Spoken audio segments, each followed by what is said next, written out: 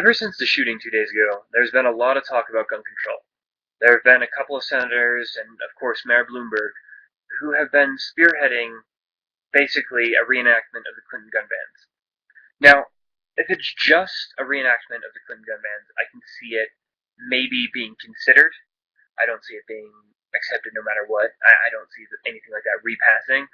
But if it did, if on the off chance it did, I don't think there'd be that much of an uproar. There'd be a few people who might get really, really upset, but I don't think there'd be any kind of a massive conflict. But there's been some talk about making him a little bit more severe than the Clinton gun bans, and actually taking firearms away from people. Now, if that ever started to happen, it would not fly. I do not see our nation allowing that to happen. We have over 200 million civilian-owned guns. So, scenario, okay? Guns are banned, not allowed. So, have your gun owners over here, and let's say that just 1 million people own an assault weapon. Let's not even say how many assault weapons. Say 1 million total own an assault weapon.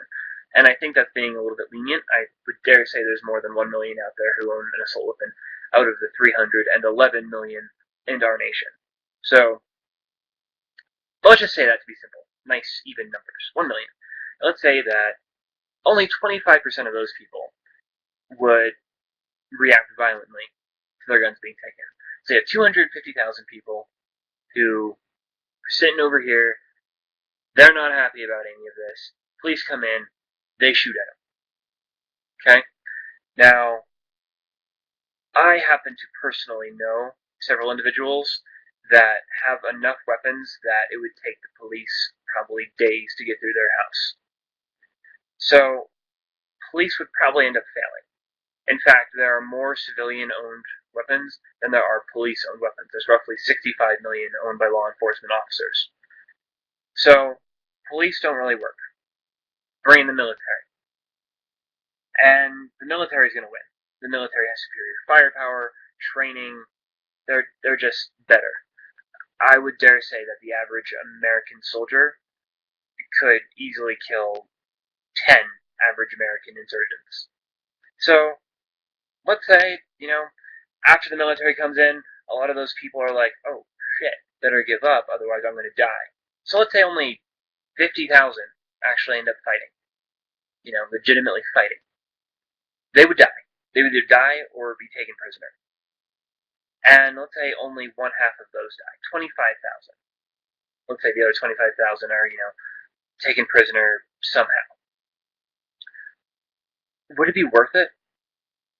We're trying to save lives by enacting these rules and these laws, and in the past 50 years, we haven't had 25,000 people die from, at the very least, from school shootings, which is what this is all about. So, would it really be worth it to have that many people dead? And I could see it being a lot bigger of a deal than that. 25,000 is a fairly low number when you consider how many people live in the states of, Texas, Georgia, places like that, Florida, where gun ownership it's so totally ingrained in the society. I personally don't think so. I think if you want to go that kind of extreme, if you'd be willing to take away weapons, instead of doing that, why not do something like Kennesaw, Georgia? They mandate the ownership of firearms, unless you have special permission from, I don't remember if it was the mayor. Yeah, no, it's the mayor. You have to get special permission from him in order to not own a handgun in that city. If we were to even do that with certain professions, bank tellers, teachers, you have to know how to use a weapon and you have to have one on you. There's a lot of people who wouldn't like that, but then there's a lot of people who don't like being cops. Maybe it's not the job for you then. Because, in all honesty, some jobs are riskier than others. And maybe we should start requiring those people who work those jobs to actually be able to defend themselves and their charges.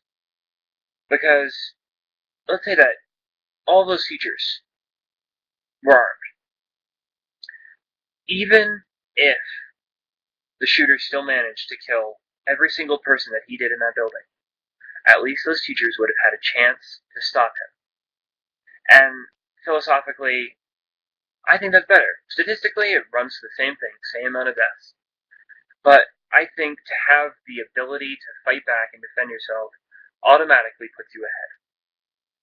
Now, in my video yesterday, I said people shouldn't be really campaigning their political beliefs like they're, absolute. And I'm trying not to do that. I just don't see taking away people's guns ending well at all. I don't see that flying.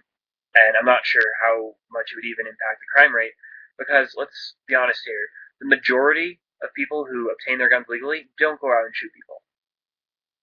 It doesn't happen. I work at a shooting range. I see dozens of people come in, buy guns. I'd never see them on the news, going up and shooting places. It's the occasional few. I think maybe we should make it a little bit more difficult to get them. Like, you have to take a psych test. You have to have not been on certain medications for the past year. I mean, in order to get into the military, you can't be on certain medications for a year. So, maybe make it a bit more difficult to get them. But I don't think we need a ban, and I really don't think it would be conducive to the advancement of society at all to try and take away weapons. If anybody has any thoughts, any commentary, please post it here. Also, if you could like and subscribe, it would mean a lot. And I will see you in my next video. Have a good evening, night, whatever time it is for you.